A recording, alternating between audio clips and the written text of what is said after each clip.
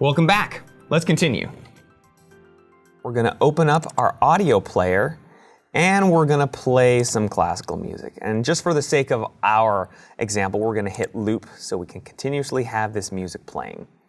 Now, in our example, our design doesn't have any loudspeakers hooked up to it, so you can't hear the audio. So actually, this is a good time for us to go over the hover monitor. When your system is running on a core, you can hover your mouse over any input or output, and you'll get this little RTA meter that will appear above the signal at any given point. So if you put it over here, or here, and here, anytime you hover over it and you're on the core, it's going to run. Now, if you notice, when you move your mouse away from it, the hover monitor disappears. But if we hover over and we click this little pin here, it will stay pinned to your schematic even if you move your mouse away. And then, if you click the unmute button, the audio will then play through your computer's onboard loudspeakers. Okay, well, let's set up a little possible scenario. Let's go into our audio player and hit the mute button. And let's pretend that we don't remember that we hit the mute button. So now we're sitting here looking at our design and we don't know if the signal path is broken, if the amplifier's failed, or if there's an error in the audio player. It really could be anything. All we know is that it's not playing any music. So let's take our signal injector and inject white noise into our system. If we connect it to the output of the parametric equalizer, then we hear the white noise. So we know that our amplifiers are probably fine. So let's inject some noise into the output of the audio player. Oh, that still sounds good.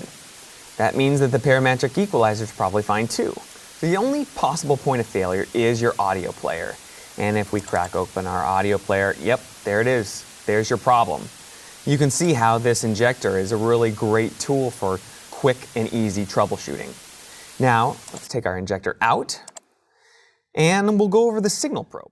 Now, the signal probe works in the opposite way. Rather than inputting noise into the signal, it extracts the signal for detection. Now, let's wire our signal probe to our RTA so that we get a complete graph on the audio wherever we attach the signal probe. Now we can use the signal probe in much the same way we use the signal injector. Let's simulate another issue. First, let's move this probe over and load our design to the core. And then we're going to open up our audio player and play some music again. Close that. And then let's create some distortion on our parametric equalizer. Let's do that. That should sound pretty crunchy. Now let's pretend that we don't know why our audio sounds so bad. We can use our signal probe to hunt down the source of the problem. All right, so first we're going to open up our RTA so that way we can get a visual representation of anything we have our signal probe connected to. And on top of that, let's go ahead and pin open our hover monitor and unmute it. That way we can hear anything we have our signal probe connected to. So next, let's go ahead and go hunting for our problem. First, let's connect our signal probe to the output of our audio player. Yep, that looks and sounds pretty good. So let's go ahead and take that off and connect this to the parametric equalizer's input.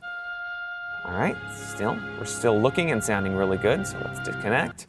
And let's connect our signal probe to the output of the parametric equalizer.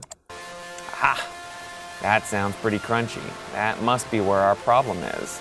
And if we open up our parametric equalizer and we click the bypass, aha, our RTA returns to normal. So our problem must be in our parametric equalizer.